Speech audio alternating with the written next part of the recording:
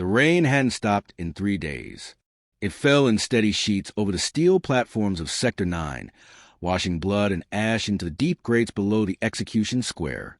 Thousands of humans stood shoulder to shoulder, their drab, hooded cloaks soaked and clinging to their frames. No one moved. Movement drew attention. Attention drew death. The Empire's soldiers stood in black armor, unflinching and faceless. A few held rifles trained on the crowd, others on the platform, where 2 women stood with ropes around their necks. They weren't crying. They didn't scream or beg. That would have made it easier for the Empire. Instead, they stood tall, Mira and Elia. Their names weren't spoken aloud anymore, not since the purge of the Southern Rebellion. But those who had followed their words, who had smuggled their writings, remembered. Mira, the linguist who cracked the alien code. Elia, the physician who sheltered wounded insurgents. Now, their final act would be made into a spectacle. A 4-story banner unfurled behind them, bearing the crimson emblem of the Galactic Empire, an 8-pointed star bisected by a silver claw. Drones hovered, projecting the image of platform to every block across Earth's conquered cities. Let this serve as proof. A synthesized voice echoed from speakers embedded in the steel walls. No resistance is tolerated. Treason is eradicated at the root. Commander Vor stepped onto platform, a towering figure in armor polished to a mirror black. His voice didn't need a speaker.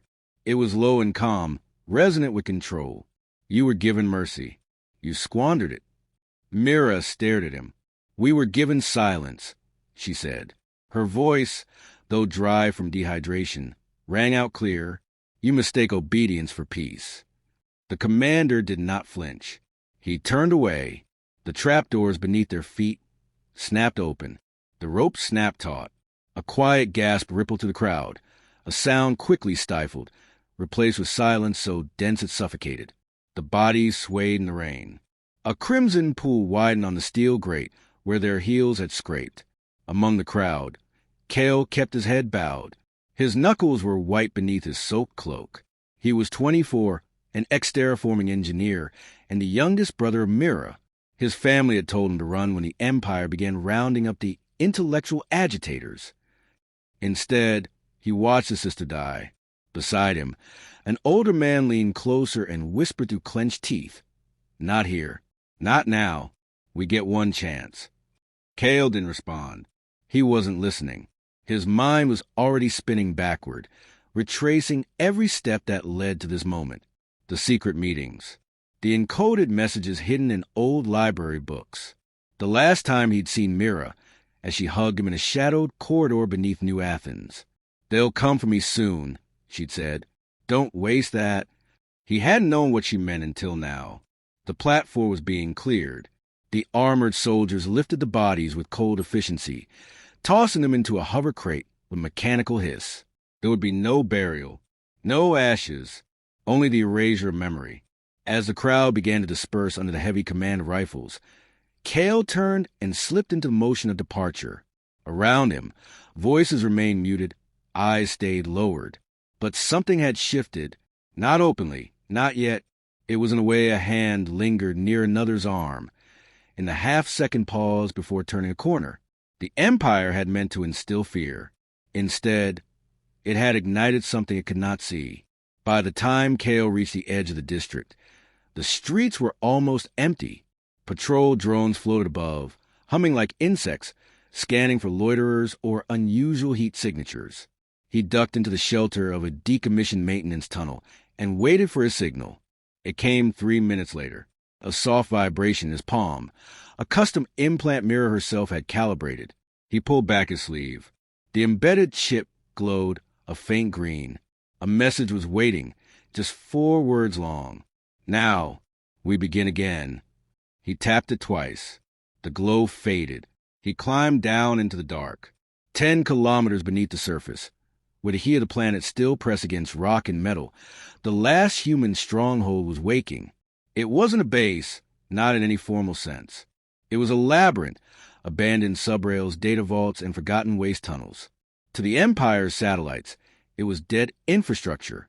To Kale and the others, it was a heartbeat, slow but constant, At a junction near the old transit station, he found them, a dozen figures, hoods down now, faces pale but determined.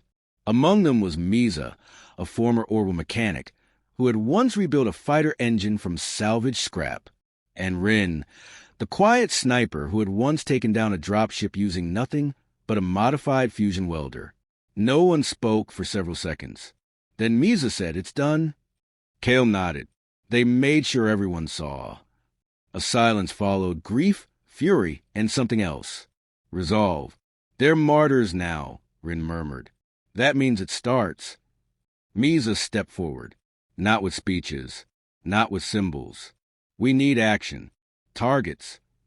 Kale looked at the terminal console embedded in the wall. It was ancient, but operational. Mira had shown him the backdoor protocols. With a few keystrokes, he brought up the map of power junctions, supply depots, and communication towers the Empire relied on. "We hit the relay in Axis 3, Kale said. "It'll force their field units into blind operations for at least 6 hours." Misa grinned, grim and fierce. Just long enough to make a statement. Kale glanced at the terminal again. Mira had once told him, "They think humans will forget pain, but we remember it in the blood." Her voice echoed in his mind as he uploaded the plan to the encrypted network. Across the globe, resistance cells would receive the pulse. Coded in fragments, unreadable to machines but unmistakable to the human eye. The time for morning had passed. In the damp silence of the underground, where wires glowed like veins beneath metal skin, the rebellion breathed its first full breath. Above, the Empire prepared to sleep easy, thinking it had crushed a movement with a rope and a stage. They were wrong. The war had already begun. The night sky above Sector 3 glowed a sickly green from the energy domes pulsing over the Empire's military grid. From the catwalk to the derelict reactor plant, Kale watched the patrol drones pass in rhythmic arcs, their scanning beams slicing the dark like blades. Misa crouched beside him, peering through the scope of a rusted sniper's nest once used by factory guards long since executed. "The blind zone is active," she whispered. 2 minutes. We go then. Kale checked the timer on his wristband. The hacked relay they'd sabotaged an hour earlier was feeding false readings to the local command node, making it appear that Sector 3 was under maintenance blackout. It was their first coordinated field op since Myra's execution, and the weight of it clung to his shoulders like armor. He exhaled slowly and signaled the others. Below, Rin moved like liquid to the shadows, a compact satchel clutched tight to her chest. She had once been a teacher before the Empire turned her classroom into a re-education site. Now, her hands no longer wrote on screens. They built explosives. In the tunnels beneath the platform, Yora waited beside the power junction. He was older than the others, once a communications specialist in Earth's final diplomatic corps. When the Empire shattered that last gesture of peace with orbital strikes, he vanished into the underground, taking his expertise with him. Tonight, his job was to intercept the comms chatter the moment they breached the tower. Kale counted the seconds. Rain began again, fine as dust. "Now," he said. They moved. Misa dropped from the catwalk and landed with a roll, sprinting silently toward the loading ramp. Kale followed, weaving between piles of decaying metal and shattered consoles. The Empire had abandoned this reactor when Earth's fusion reserves ran dry, but its location still offered proximity to the comm tower just east of the main garrison. Rin was already halfway through the ventilation shaft when they reached her. "Charges set?" Kale asked. She nodded once. Timed. 15 seconds after breach. The plan was simple. Draw the Empire's attention with a minor explosion at the base of the tower, slip inside during the chaos, and plant the data worm that would expose troop movement schedules across 4 sectors. If successful, they could evacuate dozens of resistance cells before the next wave of purges. If they failed, there would be no second attempt. They climbed the shaft together, shoulders brushing metal slick with condensation. Every breath felt like a countdown. At the exit, Kale took a final glance at the sky. No alarms, no drones, just a humming green light and the thrum of distant machinery. Rin gave a soft whistle. The explosion came like thunder, rolling through the structure with a pressure wave that rattled the vent grates. Flames danced below as guards screamed orders and scattered. They dropped into the hall. Empire soldiers were already rushing past, weapons drawn, heading toward the blaze. The trio moved in the opposite direction, deeper into the tower. Kale led them through service corridors mapped weeks earlier by a scout who'd never returned. Now his memory was the only map they had. At the main terminal chamber, Yora's voice crackled through Kale's earpiece. "You got 60 seconds. Then the system reboots and locks down." Kale reached the interface and connected the drive. The console resisted, but Myra's encryption bypass engaged flawlessly. The worm deployed, slipping into the network like a phantom. Data began transferring. Timelines, locations, protocols. All of it. 30 seconds, Yora warned. Behind them, bootsteps rang sharp against the steel floor. Misa drew her sidearm, aiming down the corridor. "Covering," she said. Rin held the secondary charge tight, ready to blow the terminal if they were compromised. The transfer bar inched forward. Kale wiped sweat from his brow, hands flying across keys. Then the screen flickered. Transfer complete. He yanked the drive. "Go!" They ran, back through the corridor, into the service vent, just as blaster bolts seared through the walls. Misa fired a blind shot behind her, and Kale felt the heat of a bolt passed too close. The shaft rattled as they climbed, chased by the echo of alarms. Rin tossed a secondary charge, and the detonation collapsed the vent behind them. They emerged into the waste canal, gasping, slick with condensation and blood. Kale looked at the drive. Safe. Hours later, back in the Resistance bunker, the team gathered around Yora as he decrypted the data. Each new file that flashed across the holo display was a revelation. Convoy paths, shift rotations, cache locations. Enough to cripple the Empire's hold on 3 major regions. But Kale barely heard the cheers. His mind was already racing ahead. One victory was not a war. The next night, Kale stood with Vela, the strategist from the Eastern Enclave. She had arrived hours earlier, her face scarred by a failed assassination attempt that had claimed her brother's life. She studied the data, her expression unreadable. "This is good," she said quietly. "But now the Empire will respond." "They always do," Kale answered. "You'll need more than bombs and sabotage. You'll need unity." He knew what she meant. Across the occupied zones, many humans still served the Empire, either out of fear, survival, or belief that resistance was futile. Splinter groups warred over methods.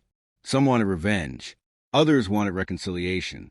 The resistance was growing, but it was still fragmented. Vela stepped forward. "We've monitored transmissions out of Mars Colony Theta. The miners are organizing. They have warships, old but armed. They want contact." Kale hesitated. Interplanetary reach would change everything, but also meant exposure.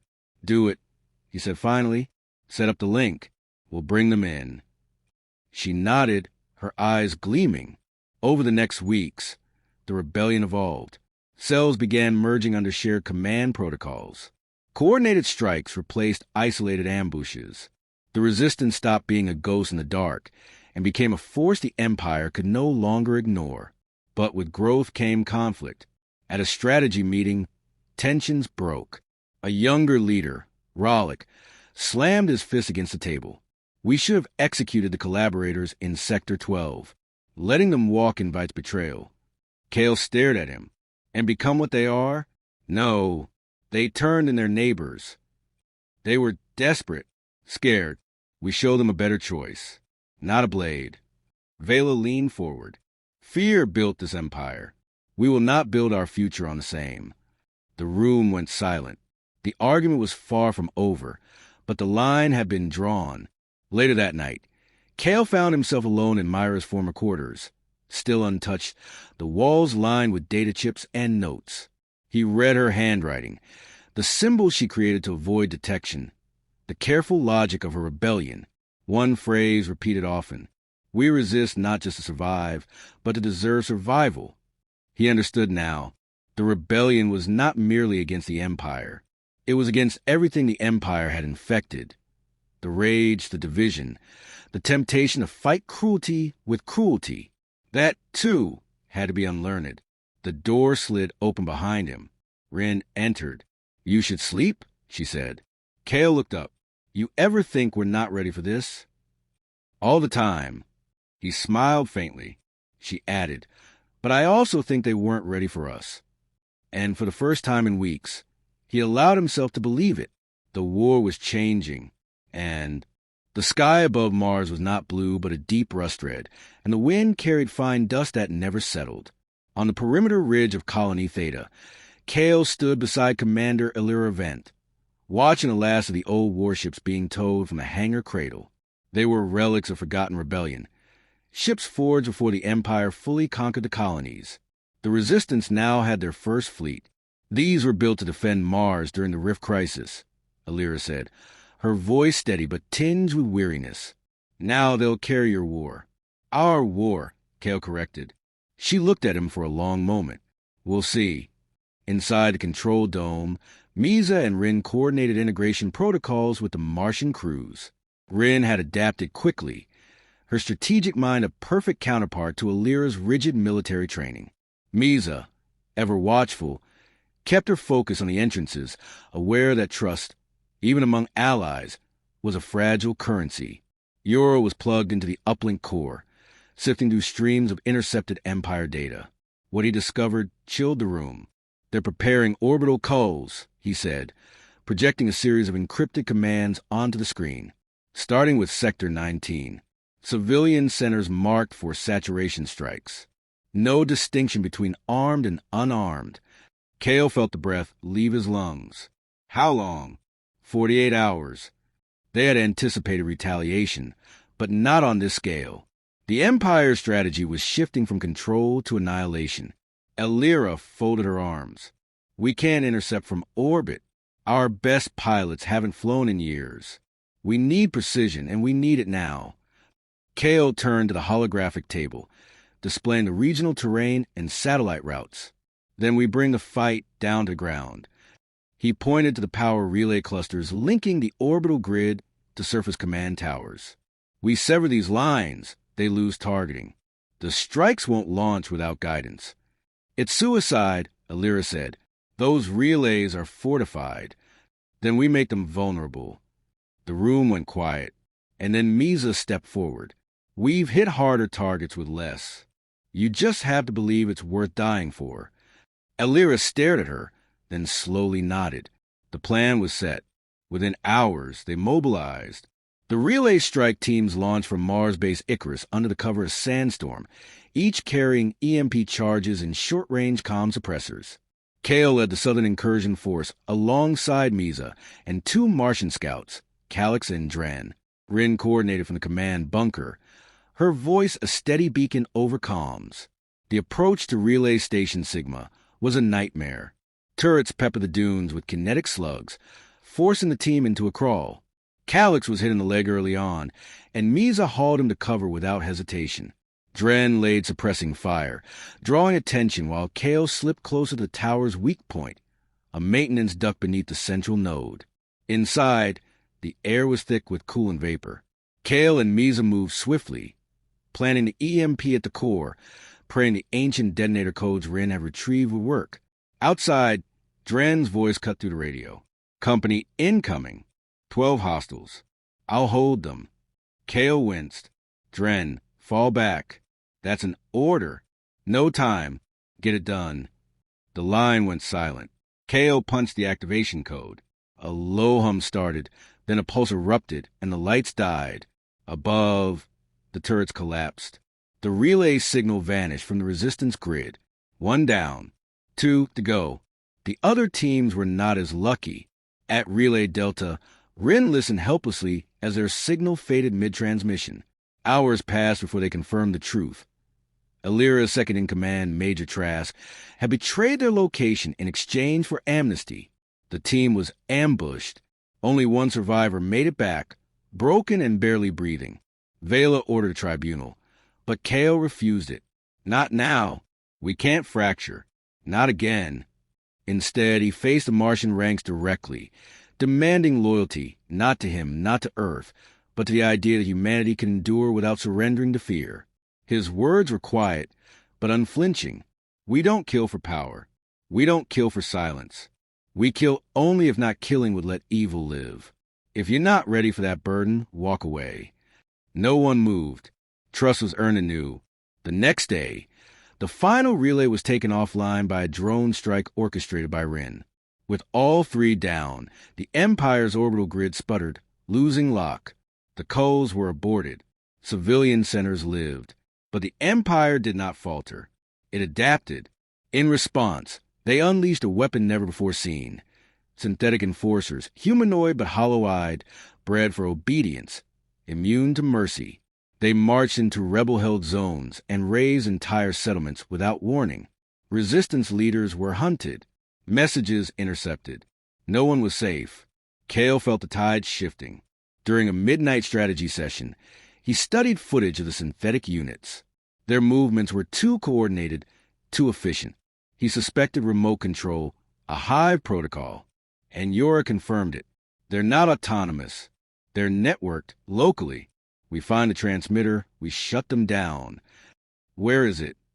Misa asked. Yora pointed to a darkened region near the polar expanse. Signal triangulation leads here. Old Empire Observatory. Cold, dead zone. No patrols. Which means it's guarded as hell, Kale said. But they had no choice. A strike force was assembled. Elite resistance members from both Earth and Mars. Kale, Misa, Alira, and Rin would lead the charge. It would be a one-way mission, if necessary. As the drop ship pierced the Martian stratosphere, the crew remained silent. Only Rin spoke, her voice faint in the darkness. If we don't come back, they'll still fight. We started something they can finish. Kale met her gaze. We'll finish it together. The observatory loomed like a skeletal cathedral atop a frozen ridge. The team disembarked under cover of night, slicing through perimeter drones and sentry nodes. Inside, the walls were lined with ancient star charts, relics from a time before conquest. Now, they housed the signal core. They reached it after 20 minutes of silent combat. The transmitter pulsed with energy, and a single figure stood before it. A human, partially augmented, with hollow eyes and a voice that sounded almost kind. You came, the figure said. You shouldn't have. Kale raised his weapon. Shut it down. You don't understand. We're the cure. Misa fired. The bullet passed through the figure. It was a projection. The core began to overheat. Traps triggered. Alarms blared. Rin ran to the console, fingers dancing. I can trigger a self-destruct, but we won't outrun it. Kale hesitated. Alira stepped forward. Then we hold the door. You and Misa take Rin. Get out. I won't leave you, Kale said. You will. Alira answered and smiled. There was no time for debate. Misa grabbed Rin. Kale set the timer. Alira took her position.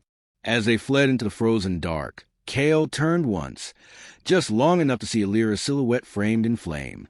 The blast was seen from orbit. The synthetics collapsed across every battlefield. Humanity had won a breath, a moment, but Kale knew the war was far from over, and something else stirred in the ashes. Snow fell on the highlands of Europa like quiet ash. The Empire's oldest outpost, Blackreach Station, sat half buried in ice, silent, but not forgotten.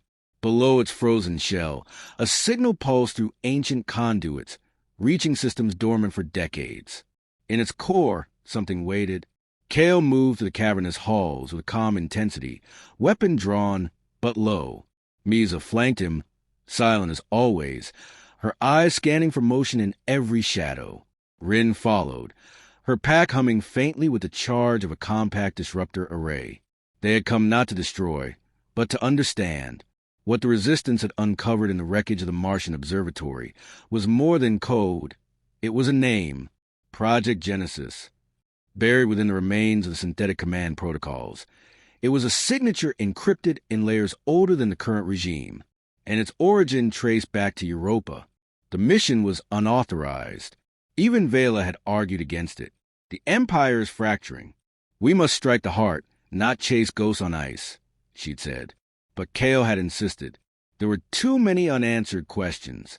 Who had built the synthetics? Why did they speak in riddles about a cure? And what, exactly, had the Empire awoken beneath the surface of its own dominion? They reached the central data vault, and Kale paused. The doors were already open. Inside, a figure stood tall, human in shape, cloaked in a suit of woven fiber and metal, the markings old Earth standard mixed with alien glyphs. It turned to them slowly, without fear. "You are late," it said. Misa raised her rifle. "Don't move." The figure did not flinch. "If I meant you harm, you would not be here." Kale stepped forward. "Who are you?" "I am the last warden of Project Genesis. My designation is Seraph, 0. I was born in Earth orbit, and I am the reason your world still exists." Rin whispered, "Impossible." Seraph turned, walking toward the vault core. When the first Empire ships arrived, we saw only explorers. When they began to replace leaders, we hesitated. When they executed your philosophers and rewrote your history, we built Genesis, not to destroy them, but to preserve you. A genetic arc, a cognitive record, a plan. Misa's voice was hard. "Then why have you stopped them?" "I tried," Seraph said. "I failed." The vault lit as he moved his hand across the console. Holograms burst into the air, records of experiments, early hybridizations, the emergence of the synthetic enforcers. But more disturbing were the final logs. Test groups composed not of machines, but of altered humans, loyal, obedient, stripped of empathy. They weren't drones. They were successors. Kale's jaw clenched. They weren't building enforcers. They were building replacements. Seraph nodded. The Empire sees humanity as flawed. Project Genesis was their alternative. But before they could activate full conversion protocols, I sealed the core and scattered the prototypes. What you fought so far were only fragments. Rin stepped forward. "Then why call us here?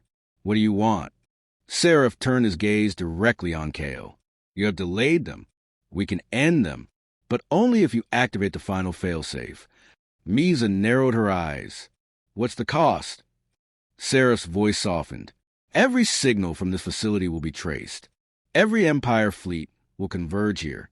The failsafe will destroy Genesis, but so will everything within 100 kilometers."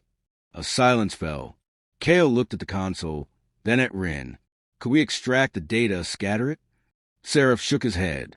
"It's linked to the vault's core. You destroy the vault, you destroy the source." Misa whispered, "It's the only way to stop them from trying again." Kale walked slowly to the interface. His reflection flickered in the glass, battle-scarred, older than he felt, carrying too many ghosts. He remembered Mira, Alira, Dren, all the lives traded for moments like this. He pressed his palm against the panel. "Do it." The countdown began. Seraph turned to them. "There's a way out. A geothermal shaft beneath the western wing. It leads to the ice plains.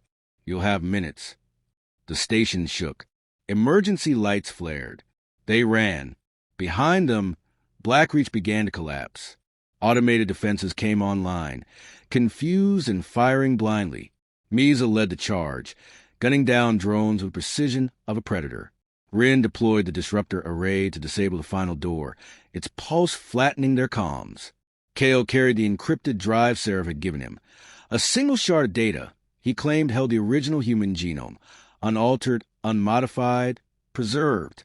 They reached the shaft just as the vault imploded behind them, sending a wave of heat and debris roaring down the corridor. The blast threw them forward, out into the open ice. They didn't stop until they saw stars again. Back aboard the Resistance Command ship Myra's Light, Kale handed the drive to Vela. She stared at it like it might burn her fingers. "We have what they were trying to erase," he said. "Now we decide what to do with it." Across the solar system, the Empire was unraveling. Without the synthetics, their grip weakened. Entire outposts fell to rebellion. Earth's orbit, once a fortress, now hosted the flags of 3 allied colonies.